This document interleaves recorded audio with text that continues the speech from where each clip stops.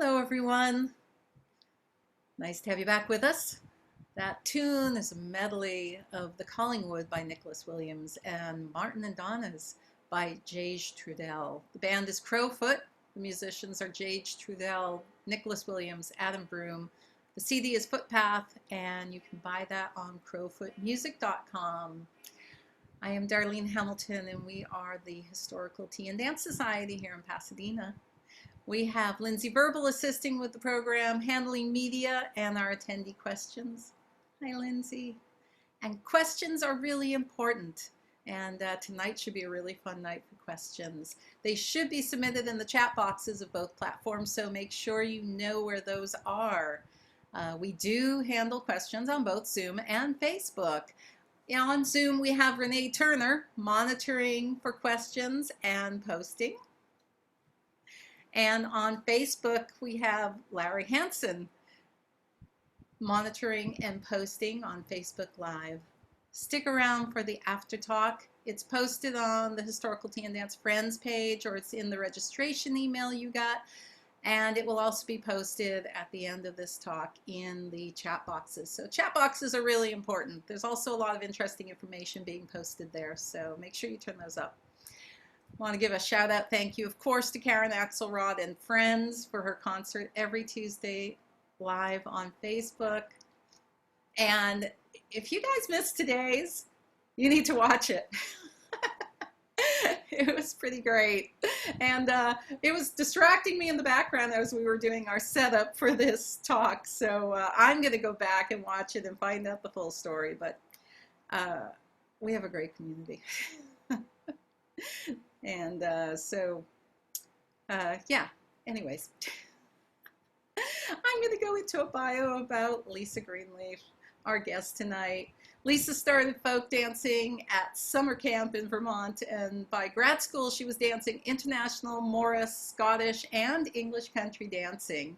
In 1985, she started calling. Her specialties include traditional and contemporary contras, fun squares, challenging dances of all shapes and sizes, and leading English for contra dancer workshops. Lisa runs collar workshops and leadership training seminars and has taught around the country. She's on board for the famous Concord Scout House. It's 80 plus years of dancing in that hall. That is a great place. And if you're asking yourself why we are having someone on who's known mostly for her contra dance calling, then you don't know her yet. But I'm pretty sure you'll understand why at the end of this hour. She lives in a small town nearby with lousy internet, so tonight she is joining us live from the Scout House. Welcome, Lisa Greenleaf. Hey, I'm here at the Scout House. Yay! Yeah. I recognize that wall. Yeah, you do, and the blue paint, the colonial blue paint. Yeah, it's so great to have you with us. And we're going to jump right into the things because I know there's a lot to talk about.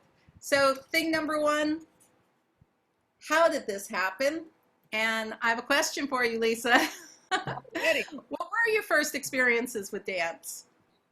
Well, here was the key factor. I had been at this girls' camp, Aloha Camp in Vermont, and I was on staff, and they would always have a community dance, a square dance with the boys' camp down the road. And I was a counselor, I was in college, and you know what a community dance is. It's great if you don't know how to dance, and a swing is a nice, healthy elbow swing. And there were two guys on our staff who knew how to swing, and they were dying. They were contra dancers. So they came up to my friend and me, and they said, "Can we teach you how to swing, please?" And they taught me how to swing, and I said, "What is this?"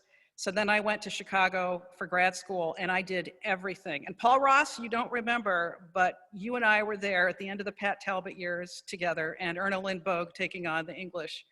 And then there, as Darlene said, I did everything: international, Scottish, Morris, and then moved to Rhode Island. And I got into calling in an interesting way. It's because I was on a Morris team teaching the beginners, and we had a really big band. And here's a historical note. Early 80s. In those days, the band had to share $100, for example, and the caller got $100. And this young band said, "Nope, we don't want to do it. We're going to build it from the ground up. And they came and asked me to be their caller based on my teaching of a Morris team. So my first gig was at my own series in Kingston, Rhode Island. But then I met my husband, Michael, at English American Week at Pinewoods, moved to Massachusetts and did English. And every week, Wednesday night at the Y with Helena Cornelius and Bare Necessities. Yes, I was very lucky, still am. And started a Morris team, did rapper. And that's how it happened. So I do want to clarify, especially for my good friend Colin Hume, who wrote me and said, really, you're an English dancer? And I said, Colin, or caller, you're an English caller? And I said, Colin, I'm a contra caller who teaches English because I love doing it at dance weekends, and it's becoming more popular for contra dancers to do it. But look where I live. I mean, I live on the East Coast. There are a lot of good callers here, and I'm happy to go and be a dancer and learn from them so that when I go teach contra dancers how to do English, I have a good baseline.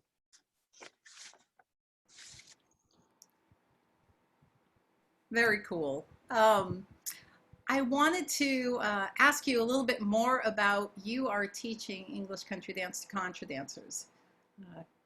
You want to talk a little bit more about that now, or is that something that's going to come up later? I think that would be better in the chat. Okay, great. But it is pretty great that that is happening more and more, I believe you were saying. So yeah. All right. Well, let's, very quick, moving into thing number 2.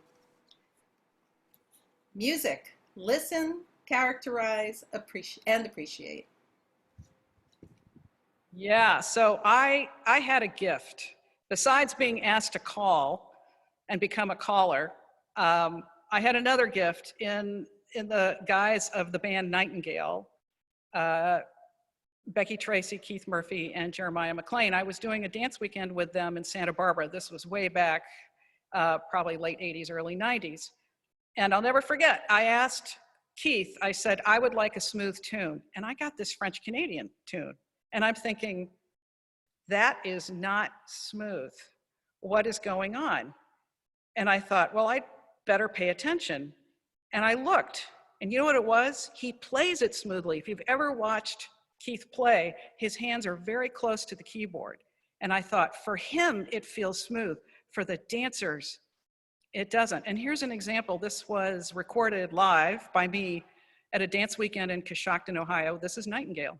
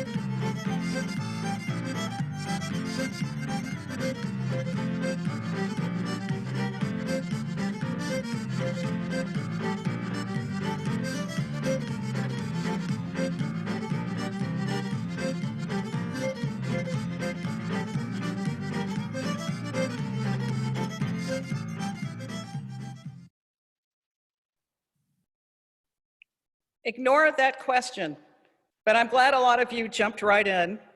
Oh no, Lindsay, it's great. Own it. This is perfect. We're fine.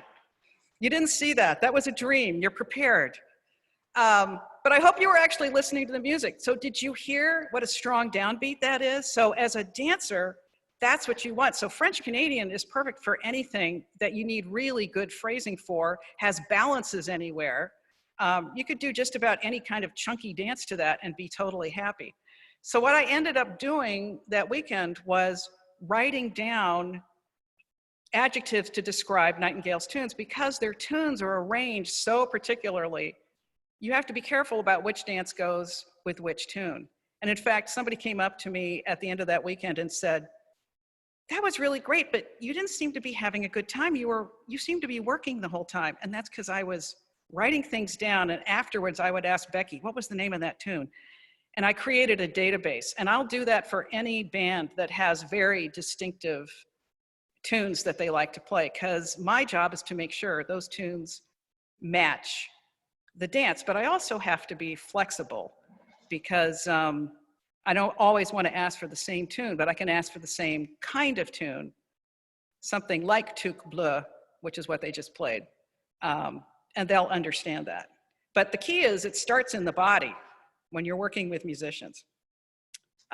So we do have a real pop quiz for you right now. We're going to play some music. And in the chat box, what adjectives would you use as a dancer to describe what this music is? And you can also type in like any figures you would feel inspired to do.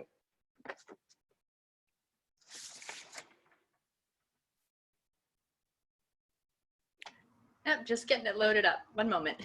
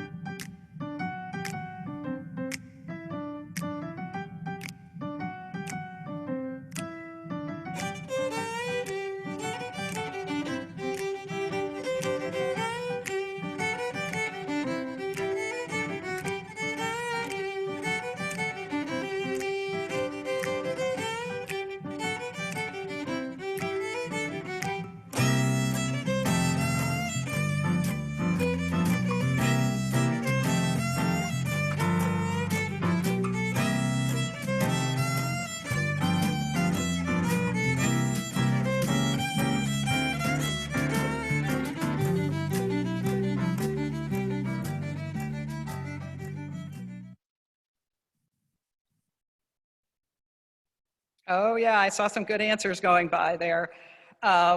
So yeah, it could be anywhere from bluesy, groovy, right shoulder round, smooth. I could see doing a hey. I don't think I really want to go down the hall to that unless I'm desperate. But so that's the kind of thing when you listen to a tune, what does it make your body do? And if the band is having trouble understanding what you're asking for, you're working with an old time band, but you didn't really know that. And you say, could you play something kind of bluesy and groovy? And they look at you.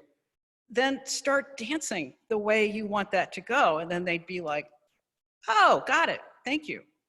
And then ask them afterwards, what kind of tune was that? And take notes, have a good dialogue with them about how would you characterize that tune? Another good thing is if you have a band that you work with a lot, and you also know your dancers pretty well, what I love to do is come to the gig with a menu. And the menu does not say what the name of the dance is, it says what kind of tune I want. So number one, usually for me, is always happy opening reels, and then I might say B2 balance, so that they can know. And then I might get a little bit more specific. Number two, bluesy jig, like Bad Hair, which is what we just played by Lift Ticket, written by Rodney Miller. But I would say something like Bad Hair, so that they have an option. If they don't want to play Bad Hair, at least they have a reference and they can know what they can do. And of course, you got to be ready to throw that menu out the window, but communicate with the band and say, I'm getting hosed. We have a whole bunch of beginners and we have no room to dance. We are off the program. And it's great, the band will help you. And of course, another good question to ask is, do you have anything special you want to play? But here's the key thing. Oh, good, play it for me now. And sometimes that's happened where I've asked for a specific tune, a kind of tune, and the musician will come to me and say, we're not going to play that. We have this new tune we've written. And very quickly you can get them and say, oh, can you just play a little bit of it? And they play it and you realize, oh gosh, that won't fit. But keep it positive. Save that for the second half. And you know what you're going to do during the break? you're going to find a dance to put to that cool new tune that they've written, which leads you to appreciation. Show your band appreciation. I mean, it's really important that you make eye contact with them during the dance. Somebody's going to look up and see you smiling at some point. And pay attention. Sometimes, you know, if you've ever worked with Kate Barnes, there are a whole bunch of little musical jokes in there. It's really great to show that you got it. Laugh, make eye contact, because, you know, she's usually looking. And that's great. That becomes a great point of contact. And for me, another really important thing is I work with a lot of different bands. And sometimes I'm with a group of musicians who are newer to playing. And you're up there thinking, oh dear, and you've got your smile on your face, and you're thinking, what one positive thing can I say? And you come up with it, and you make sure you own it. And an easy one is, wow, you guys really enjoy playing together, don't you? It's totally true, and it gives them energy, and from there you can start to direct them a little bit, you know, and be more clear about what kind of tune you need. I need really good phrasing on this next one. What do you think you're going to play? And if you've been doing your homework and you have a good repertoire of tunes in your head, you can say, ooh, save that one for later. Let's try this one. Because they're there to have a good time. So help them help you have a good time. That's great advice, Lisa. I love it. Now, one of the things that's happened to me on the dance floor is you have, with English country dances, you have specific tunes. And you have a specific tune in mind. You're thinking, oh, we need something that picks people up right about here. And then all of a sudden the band plays it completely different than you expected them to play it. Do you have any advice for those of us that are newer callers looking for ways to deal with the band and that sort of thing? Well, it's really about communication. If it's really throwing you a curveball, wait till the break, but then have that conversation and say, hey, could I talk to you about how that dance went? I was expecting this. What did you need me to say to you? And maybe they're going to say, but we always play it that way. I have a great example of that. Sapphire C. I love now to see what tempo is Sapphire C going to be. For you contra dancers, Sapphire C is this beautiful dance written by Christine Robb. In fact, I know George Marshall has actually called it at a contra dance in disguise. And it's got that beautiful dolphin hay in it. And Anna Patton loves to play it slowly. Other musicians play it more quickly. And I realized as a dancer, I can adjust. It is such a beautiful tune. The choreography is so beautiful, it probably doesn't matter. And I remember the band started in and it was really slow and I immediately went, ugh. And then I went, wait a minute, this has become spacious. And Christine is always lovely if there's a little bit of tension about how fast. Christine's lovely and said, band choice. Band's choice. Even if she's not calling, people will also always go to her in the audience and say, Christine, what's the tempo supposed to be? The caller's hoping it'll be faster. The band's choice. And that to me is the beauty of beautiful choreography. Does that answer your question, Darlene? It does. That's a great answer. Well, and then there's a corollary. On your next dance, check in with them. So for this one, I need this. What do you think that tempo would sound like? Or how do you play that? And be ready to change it if necessary. Cool. Okay, thanks. Are we ready to move on to thing 3? Okay, and I have a question that goes along with this. Effective teaching. Think like a dancer, which I love. I know you conduct a lot of callers workshops and that you have a mantra that I've heard about. Can you talk about that? Yeah, you just posted it. Think like a dancer. Think like a dancer. The problem with being a caller is we know too much. And you forget what it's like to be on the floor, and especially if you're newer to dancing, you don't know everything. So you need really good, concise language, and language is really key. So you want to tailor your language so it becomes a command and not a lengthy story. One of my pet peeves, once I became aware of this, is often callers use going to. You're going to ladies chain. No, the command is chain, ladies chain.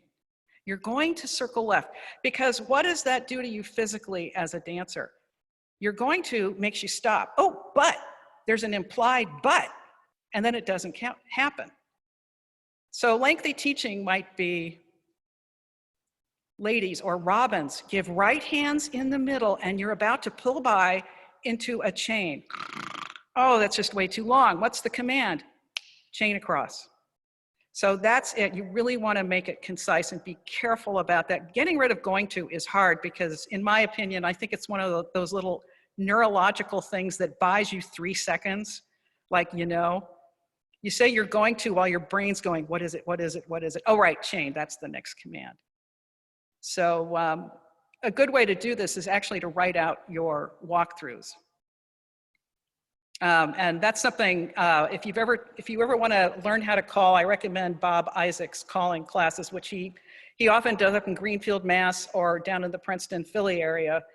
And he meets with a group maybe every 2 weeks, and he has you write out your walkthroughs. That is great advice, because then you get to see how many words you're using. And of course, my favorite thing is, be curious about why dancers do the things they do. Sometimes it's the choreography. So you're watching the dance, maybe it's a newer dance to you, and you can tell something's weird. Sometimes it's just a glitch in the choreography. The best thing you can do is ask your friends at the break, hey, you know that new dance I called? Was there something weird about it? Oh, no, it was fine. It was just our line. Oh. Or, yeah, it just didn't feel weird. We kept wanting to do this other figure.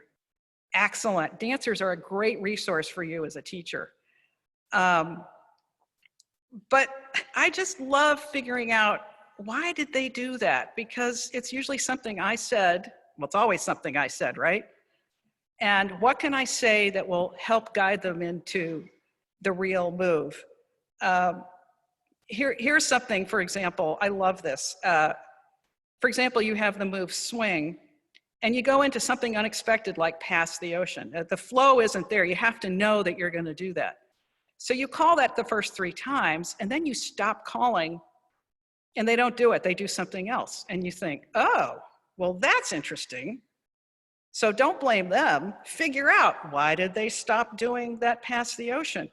And usually it's because the choreography does not tell them, oh, it's obvious the next move is a past the ocean. You have to tell them. And one of the best ways is, instead of constantly calling it, create a little audio phrase in their head. So eventually they're just going to hear that. And it might just be, make that wave, make that wave, make that wave. And then you pull back, and they don't know it, but they're hearing you kind of singing, make that wave. And that's a great way just to get that little something in their head. And sometimes it's obviously a communication disconnect. Basically, you made a mistake, or you've always taught it this way and they're not getting it. So are you going to blame them? It's very tempting. Or are you going to be curious about how to guide them? That, to me, is the secret of a good caller. You're curious. I love this. To me, it's a puzzle. And sometimes I'll call something and it's a new dance, I'll teach it. And I can tell, oops, well, a little rough out there, but while the dance is going on, I can correct it with my cueing, my prompting. And the great thing is, the dancers have no idea. They thought it was their mistake, but because I was able to fix it, and I'm making notes, teach it this way. Oh, it's so great. I love that. I love that. And I would say the biggest challenge is probably rowdy crowds. So for you, you've got to set the intention, which is, why are they here? They're here to have a good time. They're not here so that I can tell them how to do it right. So in other words, seek a positive solution. Simplify your program and sell it. I think we've all been there. And again, for me, the power of language is just so important. One of my favorite exercises in a caller's class is to instruct the callers who are dancers to do exactly what the caller says, which is really tough because the dancers already know. And I'm like, nope, do exactly what they say. And the example might be, go down the hall and back up. And what do people do? They literally back up. And the caller's like, what? And the dancers say, well, that's what you told us to do. That's the power of language. I hope it makes you laugh. I find it endlessly fascinating. Because again, you got to think like a dancer. I heard you say, back up. And I really like language as it applies to learning styles. And I encourage any caller to do research. Read Howard Gardner about learning styles. And there are 4 big ones for contra dancers. Visual, the people who are cueing off other dancers or places in the hall. Kinesthetic, the people who just get it because they're moving it. They get it once in their body and they've got it. Spatial, oh, engineers, do I love you? If I give you a fraction, you know exactly where that is, and I count on that. And auditory is really fascinating. So here's an example that's teaching to 2 styles. Circle left 3 places, 3/4, until you can face your partner along the line. So the 3/4 was for the spatial, and face your partner along the line, that is for those visual people. Oh, this is where I'm supposed to end up. And that's a great thing. Auditory is really fascinating to me. I finally had somebody in one of my classes who was auditory, and she explained it to me. And she said she wants consistent verbal phrases that have kind of a rhythm to them. So for a while, there was some calling going on, for example, that would be like, do-si-do, go once and a half. Personally, I found that very difficult because as an experienced dancer, I stopped listening to you after you said do-si-do once because there was that pause before the half.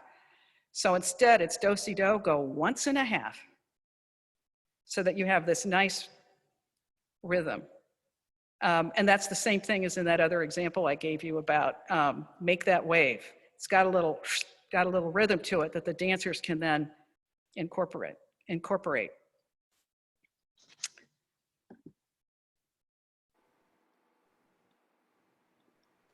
So, Lisa, we're going to bring up a question.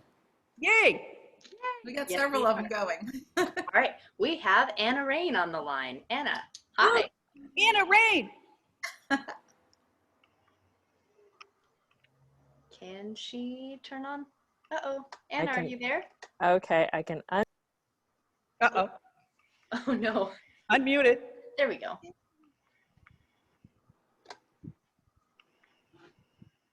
Okay, I like that though. That was very useful. Okay, hi Lisa. I told Darlene and Lindsay that I'm such a fangirl. I'll go, oh, Lisa Greenleaf, I think she's so great. She's so wonderful. So here's my question. What is, I gave them the superlative, but I'll give you any kind, a very challenging critique that you received in the moment, and how did you manage it? Anna, that is a great question. I get asked that all the time. Oh, So much so. I'm not even original. Oh, no, but you're timely. That's good for a caller. You're timely. It's asked so much that I now include it in my intensive callers workshops as part of a segment of dealing with difficult situations. Because role play is really key, and also your peer buddies are really important. Talk to people. This happened to me. What do you think? How would you handle this? In the most extreme cases, I think there's anger on the part of the other person, and they're giving you clues that they are just giving you anger. And the clues are physical. If their hands are on their hips, if they're leaning, if they look threatening, if you feel as though, whoa, this is just a comment, pay attention to that. But also in their language. For example, you stopped calling and we didn't know what to do, and you were just up here, and I'm really disappointed in you, and that's unacceptable. Has that ever happened to you? That's happened to me about 3 times. I can remember them all. Yeah. So do you see what's happening? First of all, the body language, that's key. That's your first indicator. Okay, time to set a boundary. The second one is the language, you. Does every you feel like a hot poker? If that's the case, that person is speaking from anger, and most likely you're not going to really be able to diffuse them. So in that case, I do, and Anna, this came from many callers' role play workshops. And here's what I came up with, and you can have any kind of variation. There are 4 parts to this. Mm-hmm. Got it, thanks. Walk away. So the 4 parts are the hand, because that's setting a visual. This is for somebody who's really, really angry at you. The second one is key for any kind of critique, eye contact. Maintain that eye contact, because that shows them, I'm listening to you, I'm right on your level, and then got it, I heard it, and then walk away.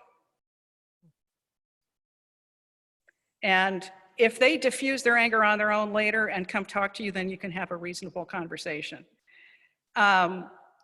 The second one is, but also, let me give you another example of that, which isn't really out of anger, but just sort of, they want your attention. It's when you're calling in between dances and they come up to you. Darlene's nodding her head. That's up to you to set the boundary. So you can say things, if it's somebody who is giving you a good piece of information or they want information, just say, talk to me at the break. I learned that from Linda Leslie, the late Linda Leslie. If it's somebody who's really just trying to give you a lot of stuff, then what you say is, I can't talk right now. And if you feel like it, you can say, I'm working with the band, I can't talk right now. Because that is your time, you are actually working. You don't always have to use the hand, but I love the hand. It's a good hand. But again, the eye contact is really key. And in other cases where people are just frustrated, I actually always learn a lot from them, and I try to mirror back their concerns. So again, the key is in the language. So you stopped calling, and we couldn't figure out where we were. We did this, we did that, and you hear the difference in the language? We, yes. as opposed to you. Mm-hmm. And so they're talking about their own experience. That tells me, oh, goody, we can have a conversation. The first thing I do is mirror it back. And I don't even have to say, you needed me to call. I can say, so you needed more calling. And then you can have, yeah, we just need it. And I'm, oh, okay. Great, thank you. Walk away. I like walk away. Yeah, well, you don't have to stay there and take care of their emotions, but you do have to acknowledge, and again, the eye contact is really key. But you can also educate them whenever, for example, I love calling squares, and it's so frustrating when people come up afterwards and they're frustrated, we couldn't hear you. And I'm like, okay, got it. Next time, and it's not just me, with any caller, next time, wave your hands or send a runner, because you shouldn't miss the square because you can't hear it. Mm-hmm. I will deal with it. And I've done that. I've been calling, the music's going on, and I'm like, hold on a minute, the music's still going. Can you guys hear me in the back? The music's still going. No, you don't have to break everything down, but you're acknowledging, well, we're going to make it right for you. Mm-hmm. Yeah, so you can educate them. Here's what you do next time. Oh, I like that. I like the education. That's nice. Thank you. Yeah, yeah. Great question. Great question. And I'd love to talk with you about it anytime. Anytime. Oh, let's have a 4-hour date. Can we listen in? Thank you. Can we eavesdrop in? I'll have you two on just chatting. People can join in. Well, get a group of people. I mean, that's to me is kind of the point. I've learned a lot because colleagues have come up to me and said, wow, I just had this really weird thing happen. And, you know, we have a chat with other callers about, oh, that wasn't my experience, or, oh, I agree with you, that was nasty. What do you think you could have said, you know, to diffuse this person? That kind of thing. I think we need to take your callers workshop. You know, and that brings up another point that I always like to say to newer callers, and that is find a peer buddy. Find a peer buddy, somebody who's at your level, whom you trust, and talk with them. Get feedback from each other. And I love it when people who are my students become my peer buddies. That to me is just like the best thing. And we can talk, I can go up to them and say, I'm trying out this new dance. Can you help me out? So yeah, peer buddies are just the best thing. That sounds great. We've got a couple more questions we're going to put in. We do. Okay, so Lynn Feynman asked, what do you think about demos when words or figures are not coming up easy? Blah, like that, when you can't describe a figure very well with words. What do you feel about doing demos? I think demos are great, and there's a good way to do them and a not so effective way to do them. If you're high up on a stage, you have to think about how am I going to do this? If it's really just a basic figure, let's say you have that dolphin hay, but you've got 4 dancers down there. Hopefully you can plan ahead. I mean, with the dolphin hay, that's a different kind of figure. So you grab people at the break and say, hey, would you 4 be willing to be in a demo? And then you call them up, because then you can narrate it as it's going on and you don't have to come down off the stage. But I also don't have any problem coming down off the stage to demo something. But if it's really something I can get 2 people to do down on the floor, I'd much rather do that. That saves time and it doesn't break up the rhythm of the evening. Very cool. Use them judiciously. Use them judiciously. Hopefully your words won't fail. But yeah, dolphin hay, absolutely. Awesome. Okay, and then one more question. This is from Caro Talley. Okay, words are just not happening tonight. I don't know what to say. All right, so Carol Talley asks, how is it that so much glee comes from you on a dance floor or off the dance floor? Well, it's why we all dance. I'll tell you, Carol, thank you. That is such a great question. I feel so fortunate. Look where I am right now. I'm in the Scout House. But as a caller, for example, the joy I feel on stage, oh my gosh, the bands I work with are so wonderful. And yeah, dancers often ask me, don't you wish you were dancing? Yeah, and I do dance. And I think it's very important for callers to dance. But what the dancers aren't getting is standing 3 feet away from that music. And if you're into the music as much as I am, watching them build the tune, watching Kate Barnes throw something funny in there, or anybody else, and reacting with them, oh my gosh, I love that. So you get the energy from the band, and then on the dance floor, you get the energy coming from the stage. I mean, you're just being slapped around by endorphins. It's great. Yeah, I mean, as you can tell, I'm a pretty animated person, so dancing, holy cow, it's just the best. So I will say, actually, this is important. I did learn early on, I remember I went to a dance, and I just was feeling out of it. And one of my good friends saved me by saying, you don't look happy to be here. And I was like, oh my gosh, I love dancing. What am I doing? And I had a little talk with myself and I said, okay, you do one more dance. And if you can't get out of this funk, you leave, because that's not dancing. And that got me out of it. And maybe there was another time where I realized, I think I just need to go sit down for a while. So be present. It's, you got to be happy when you're this present. Thank you. Well, I think with that note, and there were a couple other questions, we will get to them in the after talk or at the end of this talk. We're going to move on to thing 4. It's spreading, Lindsay. Thing 4 is curiosity and wonder. Ooh. So both English and Contra are constantly changing due to both cultural and creative forces. So we have a pop quiz for you. Think about your own history and what has changed, and answer this question in the chat box. There's a reason I'm asking. What were your first dance shoes? For me, they were those black cotton Chinese Mary Jane's with the hard red rubber sole. No support, but boy, could you swing in them. They were awful for English. Took me a long time to find the right shoes for English, but I don't wear those anymore. I don't think any dancer wears those anymore because times have changed. Chinese slippers, look at all of you. Oh yeah, that's great. It's a great question. I mean, that's a whole PhD thesis right there, if anybody still has them. I would love to read that thesis. And I'm sure depending on where you were in the country, the shoes were different based on what was the style.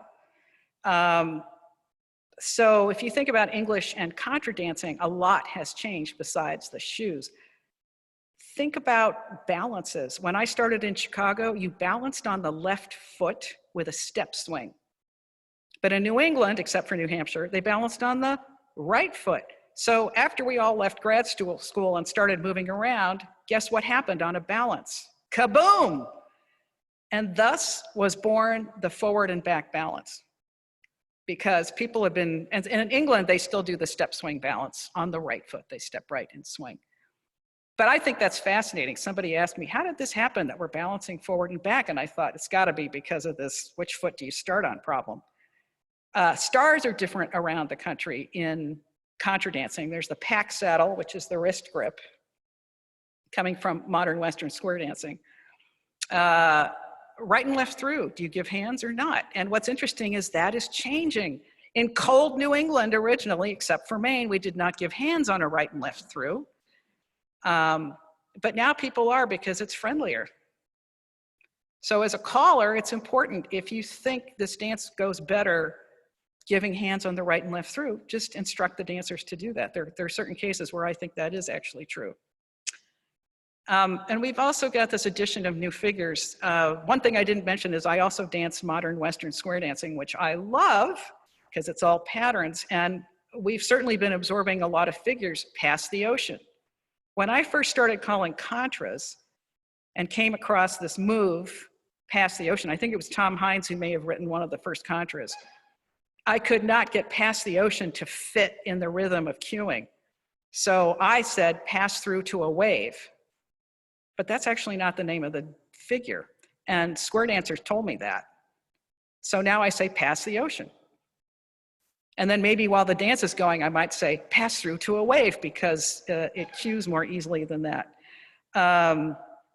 Figures like tag the line or, box circulate. Again, I used to call it rotate the wave until square dancers said, why don't you call it what it is? It's called a box circulate. It's like, oh, okay. And I'm really grateful for that as somebody who does a lot of research on older squares. I can't figure out what some of these figures are. Lisa, could you describe a couple of these figures for the English country dancers out here? Just in a little tiny nutshell. Sure, a pass through to a wave is just what it sounds like. You're facing another couple across. You start a pass through and the gent or person on the left goes all the way over and the person on the right just catches the other person and you hinge into a wave across the set. And a box circulate is you're all in waves at the sides, some facing in, some facing out. In your little group of four, you drop hands and progress to the next place in your own group of four. Yeah, how do you describe that? So we've all been working on that one still. Okay, thank you. You're welcome, that's a great question. And of course from English, there's the hey. I actually remember when hey came in. Ted Sinella had to demonstrate it. I already knew what it was, although a hey for four is not a common thing in English, but you know, it was easy enough for me to get the concept. But I remember that here in the Scout House, Ted getting down and demonstrating this brand new figure. And of course, the gypsy, AKA the right shoulder round, came in. A lot of the figures themselves have now even changed. If you look at, I love this, Mad Robin. Oh my gosh, I remember the original Mad Robin. For you contra dancers, that's the name of the dance. And if you imagine the ones are below the twos, and the women are all on one side, the gents are all on the other, and the ones have to do a Mad Robin while the twos stand still, which is not what contra dancers do. When I first started doing it, it was taught that the first lady would go up the center, the first gent would go up the outside, and then she would cast down, turning her back on her partner quickly, and then go down. But I remember, folks, pheromones took over in Boston. And even though we were taught, and it's actually a little flirtatious move to do that quick little cast and then catch your partner's eye. But oh, I remember suddenly we were doing this and zzz, I am not gonna stop looking at you. And then that caught on, and that became what we do in contra dancing, which is technically a double Mad Robin, but nobody has to call that anymore. I just think that's a hoot. Also, if you've been lucky enough to travel around the country, you'll notice there are variations, especially in English dancing. I love this too. So many of you are now familiar with this, but we didn't always hear in my little village. What that means is, hey, Bostonites, I know you do Bella Mira this way, but in my little village, we do it this way, and that's the way I'm gonna teach it. I love that. And an example of that would be roundabout our coal fire. I remember when that came in, it's a slip jig, and Helena had to teach us how to set in slip jig. And then I was doing it with a Philadelphia crowd. They didn't do that. They just did this little nice forward and back. And I remember saying, what's this? And they said, oh, we just decided to do it that way. I think it's great. I do. I think it's great. Oh yeah, and one last thing. In contra, I find this fascinating. If you look at older videos of contra dances from the 70s and 80s, a do-si-do was only once around. This once and a half business wasn't there. And if you look at the videos, you can see why. First of all, the music was very up and down, and it was not fast. And they didn't twirl, but they just went like this and they took up the music. Maybe there were a few twirls. What happened? The music got fast. And suddenly going once around didn't cut it. You had too much energy. So once and a half is great, especially if you're twirling around. So some of you got the test materials early, so hopefully you'll know how to answer this question. In the country today, there are 3 ways people promenade. And I find it fascinating. As a caller, it's actually useful to know how people promenade because it may affect your choreography. So in New England, it's the same position as a lady's chain for the person on the right hand's behind. So that's why it's called a chicken wing. Because if your hall is crowded, that right elbow is kind of a pain. And I will instruct people in New England, would you please promenade this way, which is Varsuvien, which is the person on the right is like holding a waiter's tray. And the person on the left steps behind them and puts the hand there. Varsuvien, by the way, comes from the word Warsaw. Don't you love that little piece of international dance? And then skater's position is both hands are in front, joined. So, pop quiz.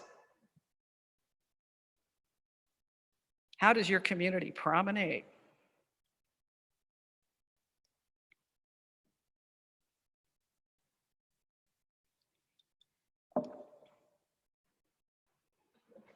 And let me tell you, it is muscle memory. So when I go out to the West Coast, which is mostly skaters, I end up doing all this fancy semaphore because I can't remember what part of the country I'm in.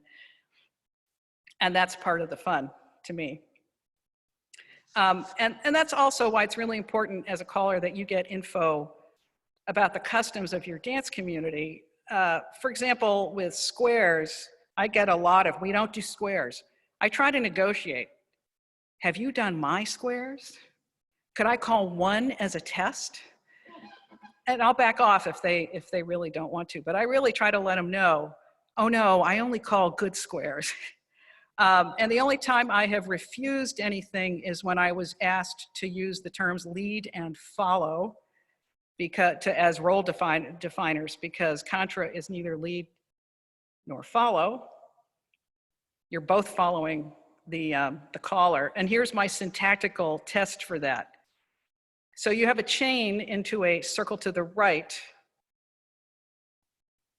If you were using gendered terminology, ladies chain, and then the ladies would be leading the gent into the circle to the right. But if you use lead and follow, our followers chain across, lead your leader in a circle to the right, follow leaders follow your follower in that circle to the, forget it. So, yeah, that's about it. All right, and the music has changed. The music is now faster, thank you. Yeah, the music's faster. And we've even gotten into techno-contras, and I actually called some of the first alternative music, not techno. I actually took music with a friend of mine and we edited it for rock and roll, electronic Irish. We edited it for dancing, and then I taped the calls over it. What a blast. Thoroughly, thoroughly love that. And now my favorite is live techno, where the band has laid down some electronic tracks and they're playing traditional instruments over that. A blast. As long as it's danceable. Yeah, it's a lot of fun. I love all that stuff. Okay, let's go into thing 5. And I know there have been some questions, but just stick around for the after talk because you know we'll get to them there if we don't have time at the end. So, thing 5, enjoy the evolution. Yeah, boy, if you've been dancing the last 10 years, you know things are changing. So this is a corollary to what we've been talking about. And it's important to stay current. And if you feel yourself resisting that change, that dancers in your community are wanting a bigger change, for example, around gypsy, right shoulder round, or roll terms, it's a great opportunity for you to dig deeper and figure out, oh, what is it? Is it just because I hate change? Then I encourage you, talk to people. I mean, how do you adapt to all these new changes? I get asked that all the time. And it really was because I talked to the people who wanted to make the change. It took a long time, but I was like, okay. And then plus, heck, I wanted to get hired. So they'd say, well, you use larks and ravens back then. And I said, sure. And how I do it is I have stickies.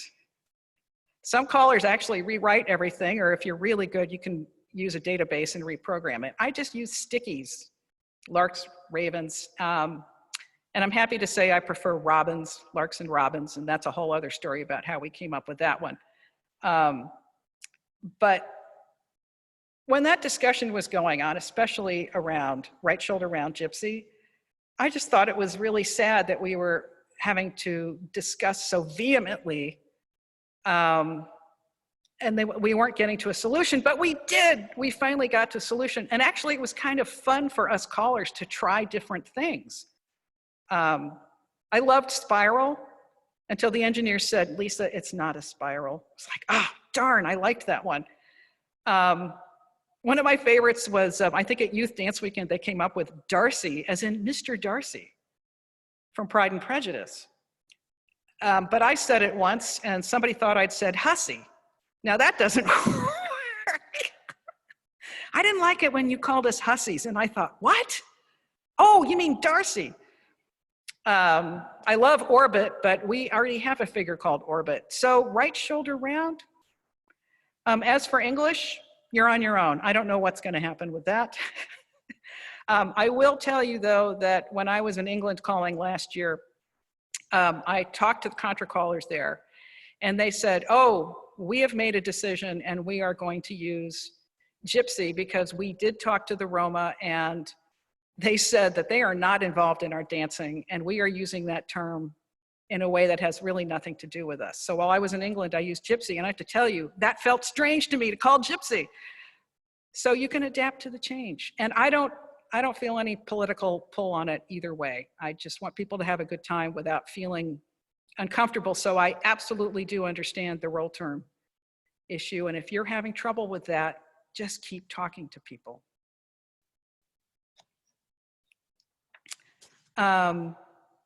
Yeah, and I mean, the real thing is you don't want to feel left out. It's moving on without you. So ask people about those ideas. And the last thing I'll leave you with is when I was program director for American Week and we were switching over to Larks and Robins,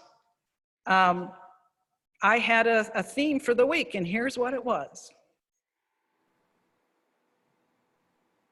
Exciting experimentation, thoughtful evaluation, and respectful discussion. And you can have a great time with that if that's your philosophy. And we did have a great time. That's wonderful. We are going to have one more question. At least Okay. one more. Thank you. Linda, I have you on board. Let me see if I can allow you to start the video.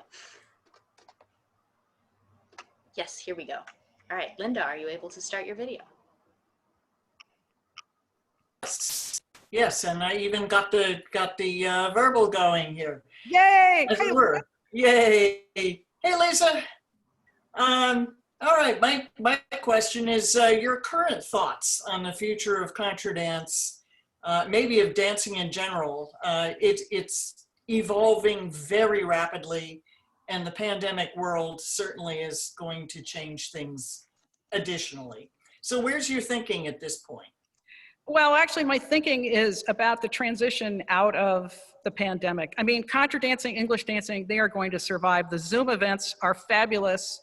I know they don't feel like the dancing we're used to, but they're keeping us connected. They're keeping the language in our head. I think that's so important. They're keeping the musicians occupied.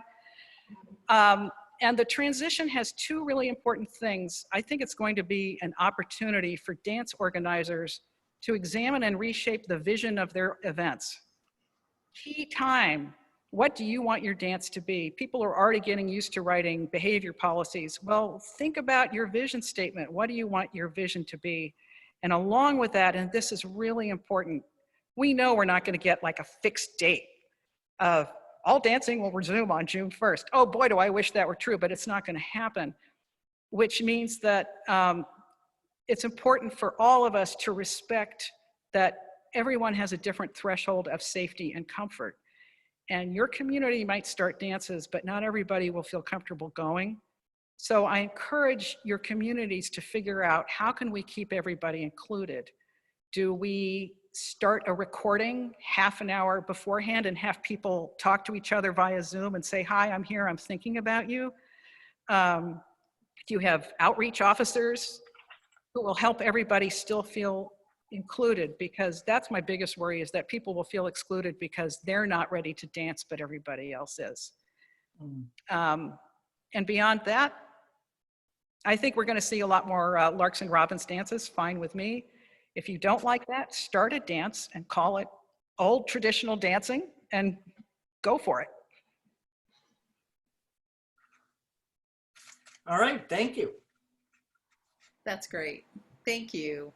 And thank you, Lisa. This has been so interesting, and the hour has just flown by. I do want to let people know, some of you are asking for that little sign with the last thing that we posted. We're going to put that in our Dropbox. We now have a 5 Things Dropbox, and we are using it for each guest, the chat, because some of you can't download the chat, so you can go there and pull up the chat and get the reference notes that people have posted or we've posted there, and we'll put little pictures or other things that people are looking to get a hold of. So this week it will be that photo of your little sign, so at the end there.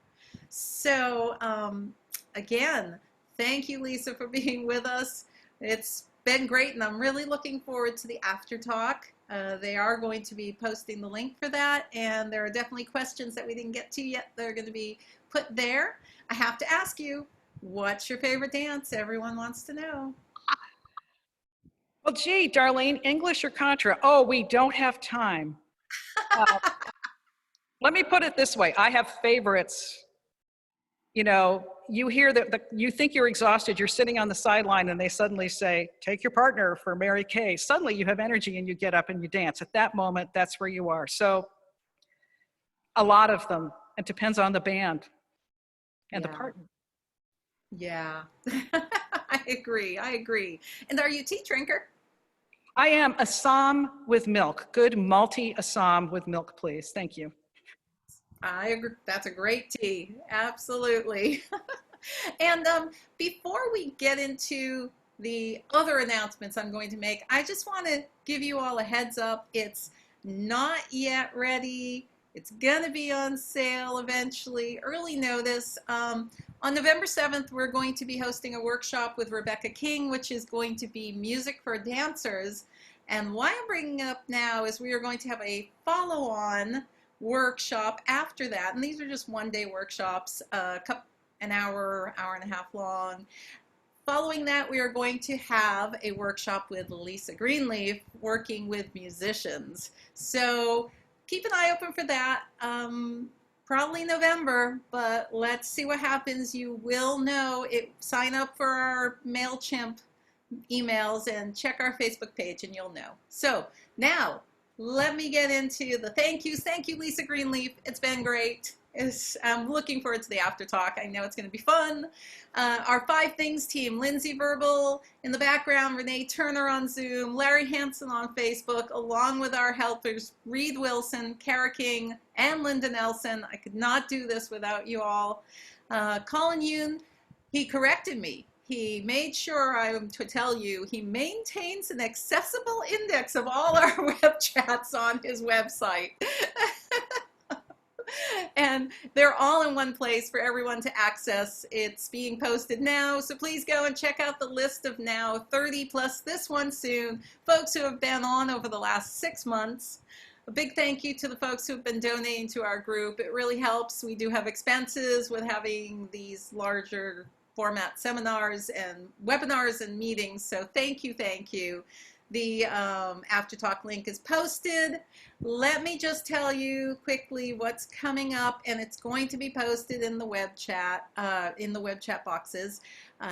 Coming up next week, no 5 Things show next week. We are not going to be hosting a show on September 29th. It's the presidential debate.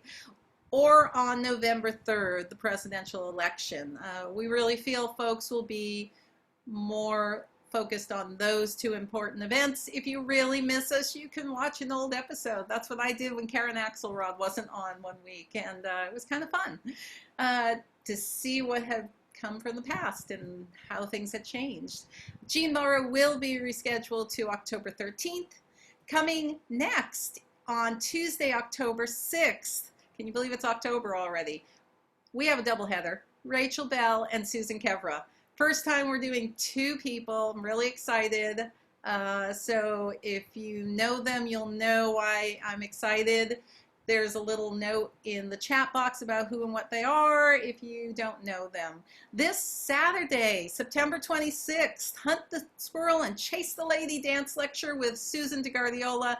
If you've been to any of her talks, they usually sell out. She's lots of fun and very interesting. And I bet a lot of you have done the dance Hunt the Squirrel. I've done at least 2 variations. I'm really looking forward to finding out more.